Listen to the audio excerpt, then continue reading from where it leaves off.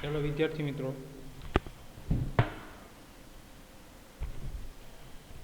હવે આપણે ગ્રાફની ચર્ચા કરવાની છે આજના લેક્ચરમાં.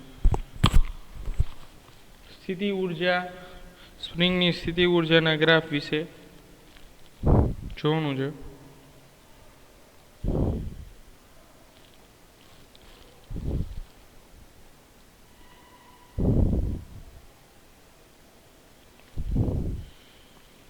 જોઈએ આલેખ માટે, અને આલેખ પણ ઘણીવાર કોમ્પિટિટિવ એક્ઝામમાં પૂછાઈ ગયા છે સ્પ્રિંગ માટેનો, તો ખાસ ધ્યાન રાખવાનું છે વિદ્યાર્થી મિત્રો. અને ત્યારબાદ આપણે એની સ્થિતિ ઉર્જાની સરખામણી ગતિ ઉર્જાના સમીકરણ સાથે કરવાની છે.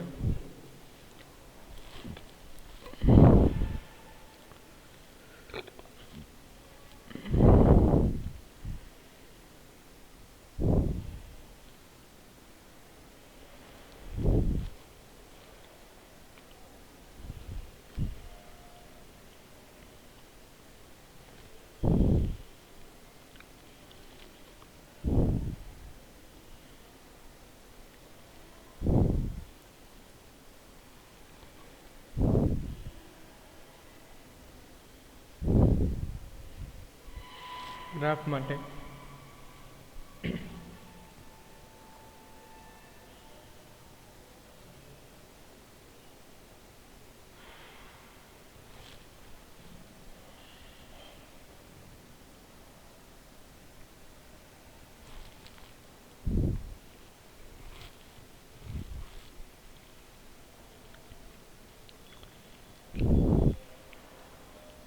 એફ વર્સિસ એક્સ નો ગ્રાફ દોરવાનો છે. પુનઃસ્થાપક બળ અને સ્થાનાંતર વિરુદ્ધ આલેખ ડ્રો કરવાનો છે. એટલે વાય અક્ષ ઉપર એફ આવશે અને એક્સ અક્ષ ઉપર સ્થાનાંતર આવશે.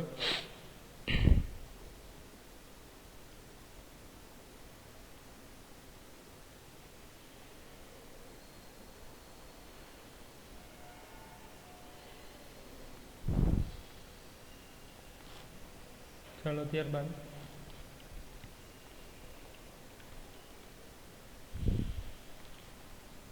ગ્રાફ પહેલા ડ્રો કરીએ, પછી એનું સમજીએ.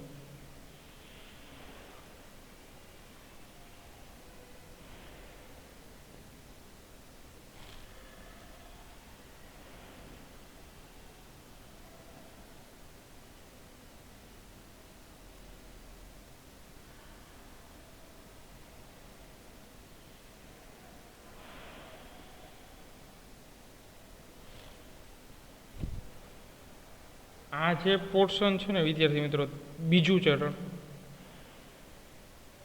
એ માઇનસ કે એક્સ આવશે. એફએસ બરાબર માઇનસ કે એક્સ. અને આ જે છે એ પ્લસ તરફ ચોથું ચરણ માટે. તો આટલું ક્ષેત્રફળ છે એ કવર થાય છે, એટલે એટલી સ્થિતિ ઉર્જા સંગ્રહ થાય છે ક્ષેત્રફળ જેટલી. તો કેટલું આવશે સ્થિતિ ઉર્જા? માઇનસ કે એક્સ સ્ક્વેરના છેદમાં 2. હું લખી શકાય. આ અક્ષને સ્થાનાંતરની અક્ષ કહેશું, આ બળ માટે પુનઃસ્થાપક બળ. અને આ જે છે ઈઓ. ચલો હવે આપણે લખવું હોય તો લખી શકાય કે એફ વર્સિસ એક્સ, એફ વિરુદ્ધ એક્સ થી મળતા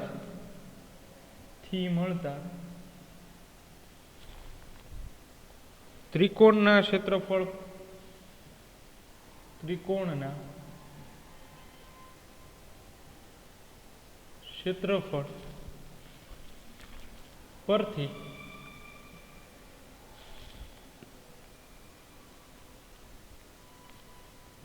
બાહ્ય ખેંચાણમાં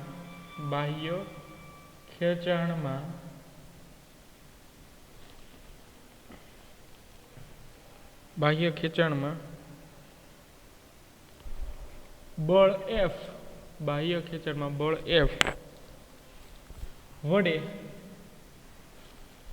એફ વડે થયેલ કાર્ય ધન મળે છે.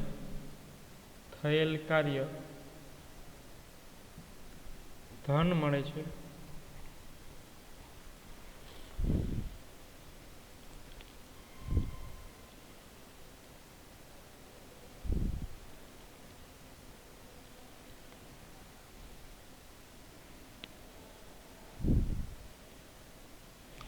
કારણ કે બાહ્ય બળ સ્પ્રિંગ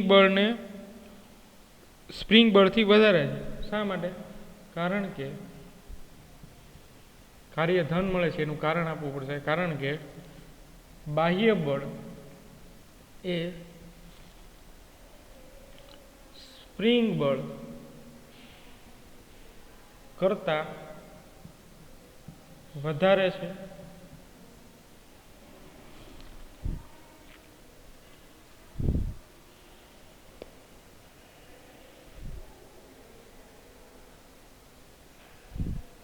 હવે જો સ્પ્રિંગને કમ્પ્રેસ કરાવવામાં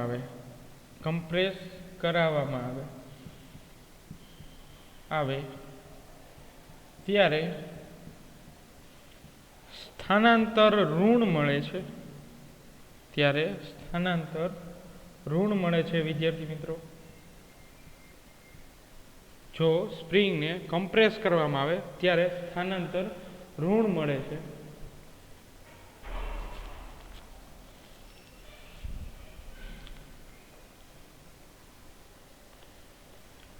તેથી આપણે આવું લખી શકાય x લેસ ધેન 0. અને જો સ્થાનાંતર ઋણ મળે વિદ્યાર્થી મિત્રો તો કાર્ય પણ ઋણ મળે છે.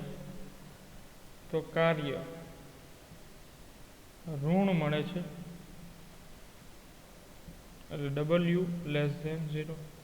તો કાર્યની ફોર્મ્યુલા શું છે? w equal to minus k x²/2. જેટલું કાર્ય થાય છે આટલું ઋણ કાર્ય થાય છે જો કમ્પ્રેસ કરવામાં આવે તો. લ્યો, ચલો રેડી.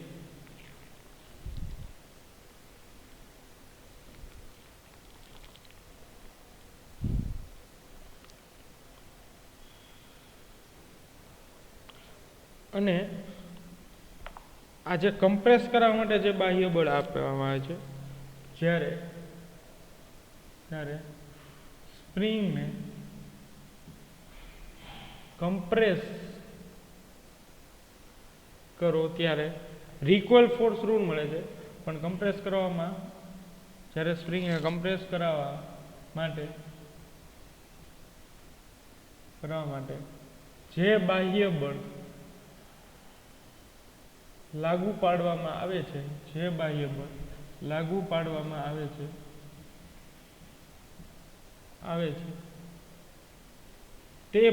બળ વડે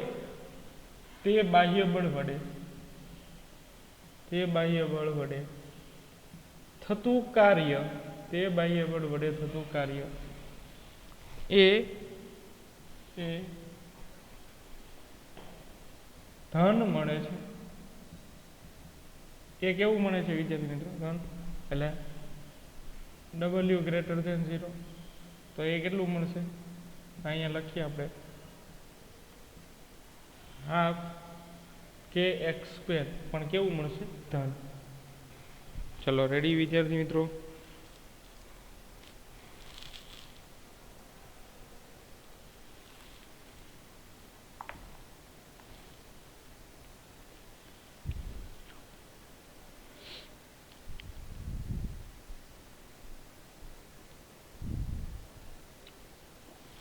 હવે આ બંને કેસ વિચારવાના છે વિદ્યાર્થી મિત્રો. બંને કેસ કે જ્યારે સ્પ્રિંગને પ્રારંભિક સ્થાનાંતરથી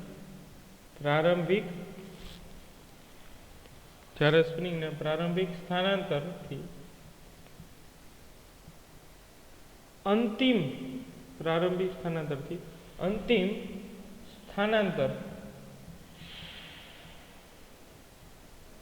કરાવવામાં આવે ત્યારે જ્યારે સ્પ્રિંગને પ્રારંભિક સ્થાનાંતરથી અંતિમ સ્થાનાંતર કરવામાં આવે ત્યારે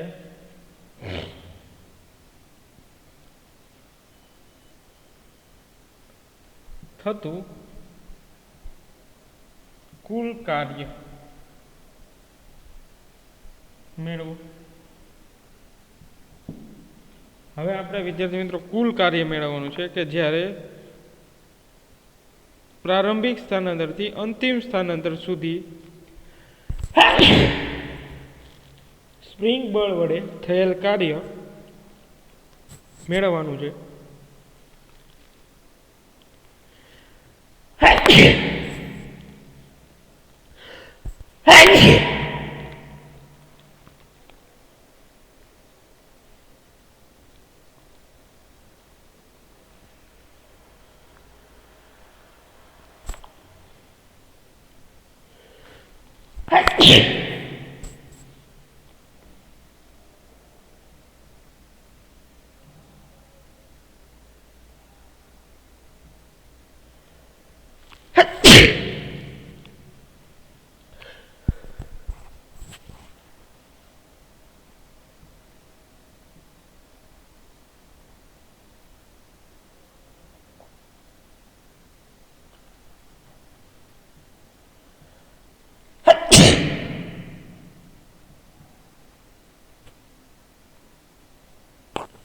જ્યારે પ્રારંભિક અને અંતિમ સુધી સ્થાનાંતર કરવા માટે કાર્ય એક્સ આઈ એટલે ઇનિશિયલ અને એક્સ એફ એટલે ફાઇનલ આ રીતે લેવાનું છે.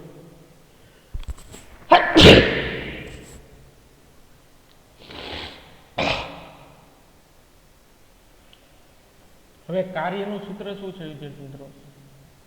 W બરાબર F ડોટ ડી.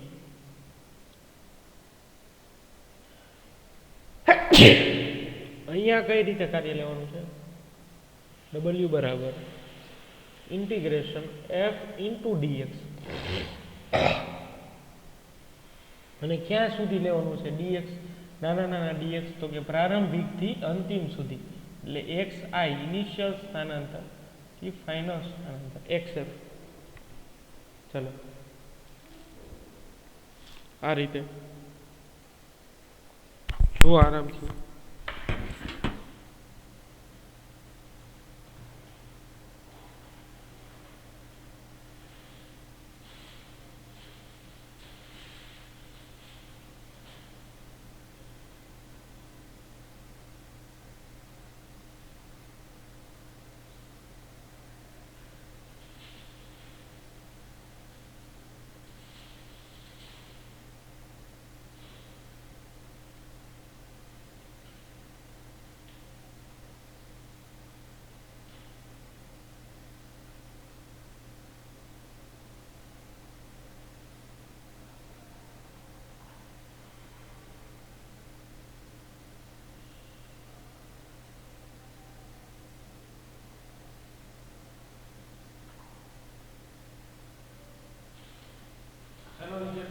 ત્યારબાદ xf એ ફાઇનલ સ્થાનાંતર છે જ્યારે xi એ પ્રારંભિક છે અને એનું સૂક્ષ્મ dx માટે એટલે કે શરૂઆતથી લઈને અંત સુધી આપણે સંકલન કરવાનું છે.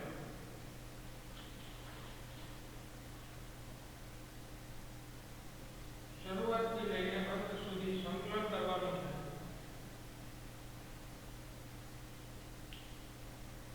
તો જો આકૃતિ જે છે આપણે કમ્પ્રેસ કરેલી આગલા લેક્ચરની છે એ જોઈને તમે કરો તો પણ ચાલશે.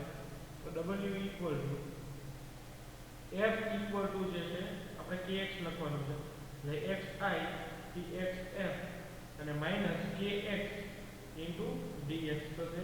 વિદ્યાર્થી મિત્રો હમણાં લાસ્ટ ટાઈમ જોયું માઈનસ k છે એ અચળાંક છે તો એને આપણે સંકલનની બહાર લઈએ જેના લગન વ્યાજથી જવાને એટલે dx છે તો x સાપેક્ષ સંકલન કરવાનું છે એટલે W equal to minus k બહાર આવી જશે તો x of i xf into x into dx થઈ જશે.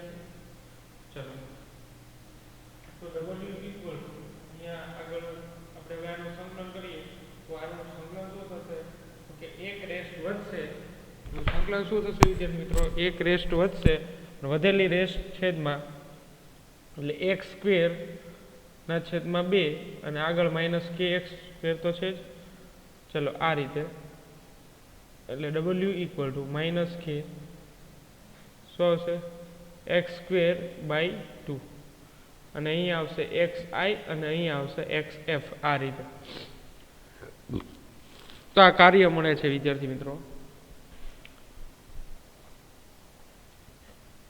હજી કાર્ય બરાબર શું લખી શકાય માઇનસ કે એક્સ એફ આમાં મૂકો અને એક્સ અહીંયા લ્યો એટલે ફાઇનલ માઇનસ ઇનિશિયલ એટલે એક્સ એફ નો સ્ક્વેર ના છેદમાં 2 માઇનસ એક્સ આઈ નો સ્ક્વેર ના છેદમાં 2. ચાલો થઈ જાય વિદ્યાર્થી મિત્રો. એટલે ડબલ્યુ ઇક્વલ ટુ માઇનસ કે એક્સ એફ સ્ક્વેર ના છેદમાં 2 માઇનસ એક્સ આઈ સ્ક્વેર ના છેદમાં 2.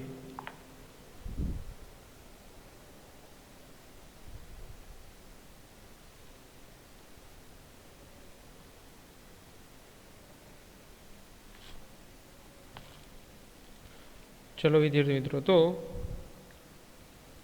કે હવે અંદર મલ્ટીપ્લાય કરી નાખીએ આપણે.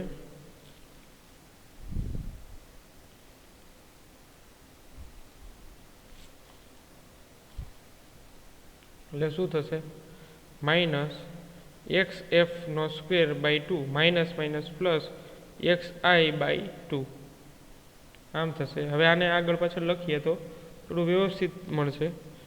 એટલે ડબલ્યુ ઇક્વલ ટુ શું આવશે એક્સ આઈ નો સ્ક્વેર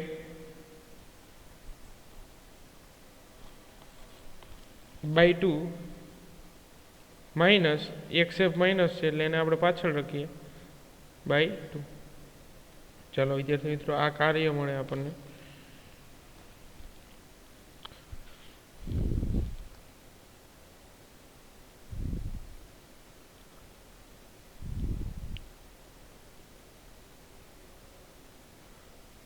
ચલો આ ખાસ યાદ રાખવાનું છે.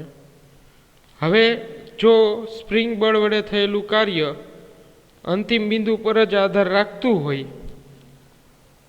જો સ્પ્રિંગ બળ વડે થયેલું કાર્ય, કારણ કે બળ છે એ સંરક્ષી છે, પ્રારંભિક અને અંતિમ પર જ આધાર રાખે,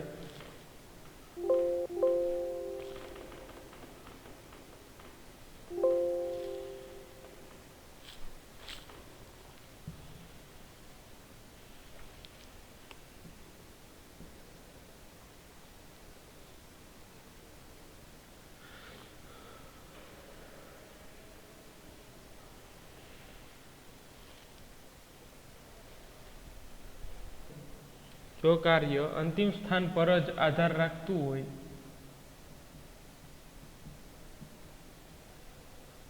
ત્યારે જો કાર્ય અંતિમ સ્થાન પર જ આધાર રાખતું હોય ત્યારે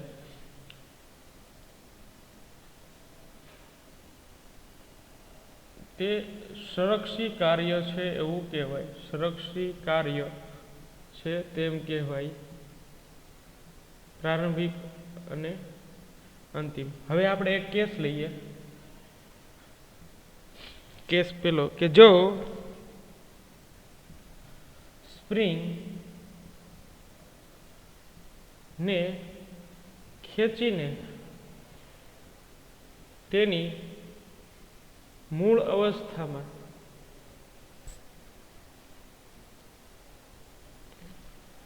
પાછી લાવવામાં આવે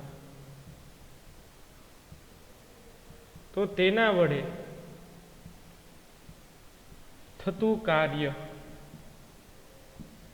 હવે જો સ્પ્રિંગને ખેંચીને તેની મૂળ અવસ્થામાં પાછી લાવવામાં આવે તો એ ઘટના થવા માટેનું કાર્ય જે છે એ કેવું મળશે? તો કે એના માટે કાર્ય શૂન્ય બનશે, કારણ કે કાર્ય છે એ પ્રારંભિક અને અંતિમ સ્થાન પર આધાર રાખે છે. અંતિમ સ્થાન પર જ આધાર રાખે છે. તો હમણાં આપણે કાર્યનું સૂત્ર જોયું, એફ બરાબર માઇનસ કે એક્સ આઈ ના છેદમાં 2 સોરી પ્લસ કે એક્સ આઈ ના છેદમાં 2 માઇનસ કે એક્સ એફ ના છેદમાં 2. હવે બંને પ્રારંભિક જ સ્થાન છે, હતી ત્યાં જ આવી ગઈ છે. તો આ એક્સ એફ ની જગ્યાએ શું આવી જશે? એક્સ આઈ. તો કાર્ય કેવું મળશે? 0. તો જો સ્પ્રિંગ છે, જો સમજો અહીંયા સમજાવું તમે. કોઈ અહીંયા સ્પ્રિંગ છે એને હું ખેંચીને એમ માસનો બ્લોક છે એને ખેંચી છીએ પહેલાં અને પછી પાછું મૂકી દઈએ તો એની મૂળ અવસ્થામાં જ આવે છે કે શરૂઆતની સ્થિતિ અને અંતિમ સ્થિતિ બંને એક જ છે. એક્સ આઈ જેટલું સ્થાનાંતર થાય છે પ્રારંભિક અને અંતિમ, તો એના દ્વારા થતું કાર્ય જે છે એ શું થશે? શૂન્ય. એટલે પહેલાં સ્પ્રિંગ આગળ તરફ આવે છે, પછી પાછી હતી એ જ સ્થાને આવી જાય છે. તો સ્પ્રિંગના સ્થાનાંતરમાં કોઈ ફરક થતો નથી. સ્થાનાંતર જે છે એ 0 થાય છે, કારણ કે સ્થાનાંતર દિશા પર આધારિત રાખે છે. એટલે કોઈ એમ માસનો બ્લોક છે એની સાથે સ્પ્રિંગ અટેચ કરેલી છે, તો એ એમ માસનો બ્લોક પહેલાં આ બાજુ સ્થાનાંતર કરે છે, પછી આ બાજુ સ્થાનાંતર કરે છે, અને પાછો હતો એ જ પોઝિશન પર આવી જાય તો એના સ્થાનાંતરમાં શું થશે? 0. જો સ્થાનાંતર 0 થશે તો આ સ્થાનાંતરની જગ્યાએ કિંમત 0 મૂકી દો તો બધું 0. તો કાર્ય પણ કેવું મળશે? 0. એટલે કાર્ય શા માટે 0 મળે? કારણ કે સંરક્ષી છે. કાર્ય કેવું છે? સંરક્ષી. એ પ્રારંભિક અને અંતિમ સ્થાન પર જ આધારિત હોય એટલા માટે એ શૂન્ય મળે છે. ચલો વિદ્યાર્થી મિત્રો સમજાય? તો આજના લેક્ચરમાં આપણે આટલું રાખશું. નેક્સ્ટ લેક્ચરથી આપણે આગળ જોશું.